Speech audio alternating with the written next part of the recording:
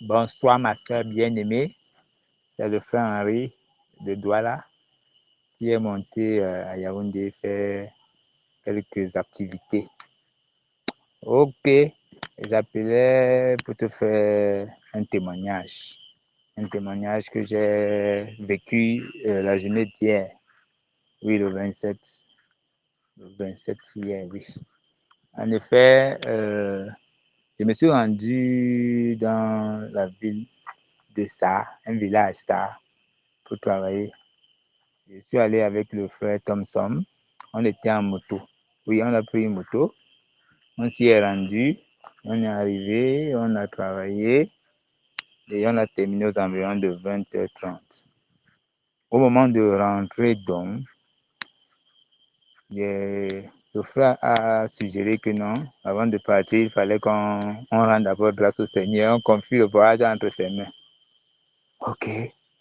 Dès qu'on termine, il dit, ok, on a prié parce que comme on a tourné dans le village, on nous a vus, on ne sait jamais. On peut nous suivre ou nous tendre un piège devant. Et voilà, on s'en va donc en chemin. S'il y a deux tronçons, le tronçon du village pour Lac-Selou et le chemin de Lac-Selou pour Yaoundé. En chemin donc, par la grâce de Dieu, on a fini le premier tronçon, on arrive sur Lac-Selou.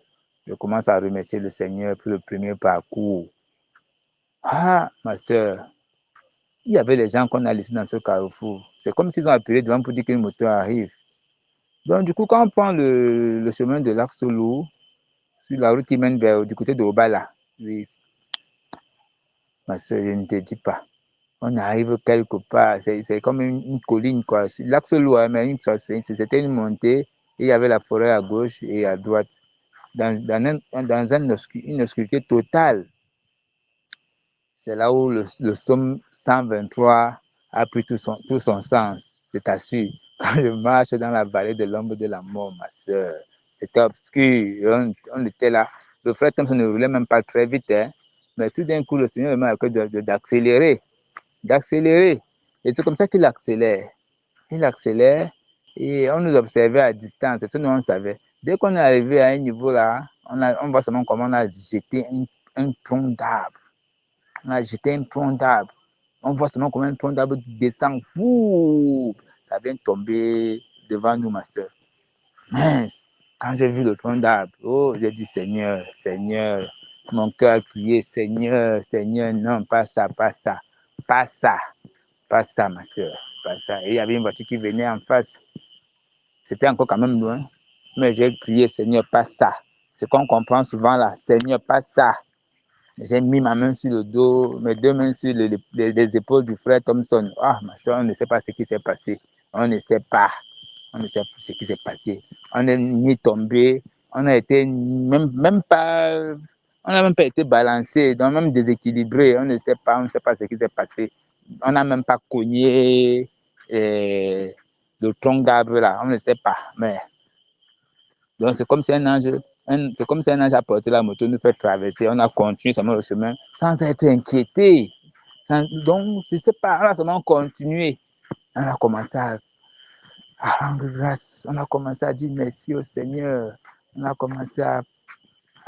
commencé à chanter les cantiques pour la gloire de Dieu. C'est comme ça qu'on est parti. On est parti, ma soeur, jusqu'à Yaoundé. Donc, je voulais te faire ce témoignage-là pour la gloire du Seigneur Jésus-Christ de Nazareth. Oui, ma soeur, c'est encore moi, c'est encore le frère Henri, c'est pour le deuxième témoignage. C'est toujours ici à Yaoundé. Je me suis rendu dans la zone de Odia, Borne 10, pour travailler. Cette fois-ci, j'étais avec le frère Henri. Oui, c'est lui qui était au volant. Et bon, je cherchais un endroit où charger mon téléphone. Je suis allé à la station Total, j'ai pas pu.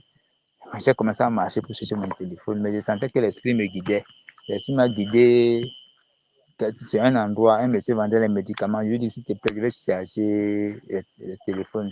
En effet, c'était le téléphone de travail. S'il te plaît, je vais charger. Il me dit derrière lui. Ah, je pars derrière lui pour voir comment je vais charger. Il y a un monsieur que je rencontre, ma soeur. Il faisait quoi là-bas? Onglerie. Il mettait les ongles des femmes là. Oui, des trucs comme ça là. Mais il avait un tatouage, il avait un tatouage sur lui, ma soeur. C'était, quand tu vois le tatouage, ça avait l'air, ça te faisait un genre, comme c'était spirituel, il avait un tatouage sur lui. Et, maman, j'ai fait l'erreur, j'avais commencé à le juger. J'avais même dit après, il y avait les locks là, que hey, je vais charger les téléphones de l'entreprise ici, là. Tu vois ça? Je vais charger les téléphones là, ici. Mince. Mais tout, après, alors, je charge quand même. Lui, il a senti que j'avais peur. Je charge quand même. Subitement, il y a un enfant qui passe, peut-être 12 ans, 11 ans, ou bien 10 ans. Il commence à il passe, il marche seulement que si tu as le Saint-Esprit et que cela ne se manifeste pas, c'est que c'est zéro. Ha! Je dis que merde, celui-ci soit encore doux. Il marche en route sur le goudron. Hein. Si tu as le Saint-Esprit et qu'on ne voit pas sa manifestation, c'est que c'est zéro. Je dis que mince. Le gars, tu veux parler à qui ici si ce n'est pas à moi? Il bavarde, il bavarde, il bavarde. Il bavarde, il passe, il marche. Je vois seulement comment il me traverse, il continue à parler en partant. Et les gens commencent à le regarder, on dit que ah, ça c'est les enfants comme ça qu'on a envoyés, ils ont déjà fumé sur le chanvre, ils viennent et par mais moi ça je comprenais dans mon cœur.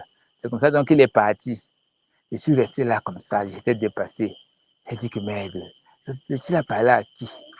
Je l'observe, il part. Après, je le perds de vue. Après encore, je le vois comment il revient. Aka. J'ai dit que le tout il ne va pas me traverser comme ça. Quand il est encore arrivé à côté de moi, je lui ai dit que petit frère, viens. Tout à l'heure, tu as dit quoi? Tu as dit quoi tout à l'heure? C'est donc comme ça qu'il dit que il commence à évangéliser, donc il commence à m'évangéliser. Le Seigneur Jésus, le Seigneur Jésus revient. Préparez vos cœurs. Le Seigneur Jésus revient. Si vous avez encore la colère dans le cœur, si tu as encore la colère dans le cœur, il faut enlever. Si tu as encore ceci, il faut enlever. Il faut préparer ton cœur parce que le Seigneur revient bientôt. J'ai dit que maman. Et les gens ne faisaient que sortir pour nous regarder. Les gens ne faisaient que sortir. On dit que mais le monsieur là cause quoi avec l'enfant là comme ça, il écoute même quoi. Les gens ne faisaient que sortir. Les gens ne faisaient que sortir. Le petit il m'évangélise. Dès qu'il termine maintenant, il se tourne et part. Et comme il part comme ça, la fille chez qui on mettait les ongles dit que ah, ça c'est les enfants qu'on envoie dans les carrefours pour attirer l'attention et susciter l'énergie des gens. Subitement, le gars qui mettait ses ongles là, le gars qui avait le tatouage dit que hé, ma copine, donc tu n'as pas peur de Dieu. Donc le Seigneur Jésus est venu jusqu'à partir comme ça. Tu n'as pas su que c'était lui. Ah, directement il prend sa Bible. Hey, hey. J'ai dit que voici quelqu'un que j'ai jugé ici là. Il a même reconnu Dieu avant moi. Voilà. Voilà ça qui a commencé. Je te dis, il a pris dans sa Bible. Et du coup, je lui ai dit que oui, moi-même, je suis un serviteur de Dieu. J'ai commencé donc à prêcher la parole. J'ai prêché la parole un peu là. Et, et après, on a commencé à parler du Cameroun. Je lui ai dit que oui, le Cameroun est en train de changer. Oui, c'est vrai. Le Cameroun est en train de changer et tout et tout. Et la personne qui va diriger ce pays, c'est le monsieur qui aime plier les manches. Tout d'un coup, il m'a dit que oui, c'est Samuel Eto'o. J'étais seulement scandalisé, dit que ok, mon frère, pardon, attends un peu, je vais appeler. J'ai aussi mon frère, avec mon collègue avec qui je suis dans la ville, je vais un peu l'appeler, il va venir. C'est comme ça que ça l'a appelé dans le frère Henri. On est revenu et on a causé. Donc voici mon témoignage pour la gloire du Seigneur.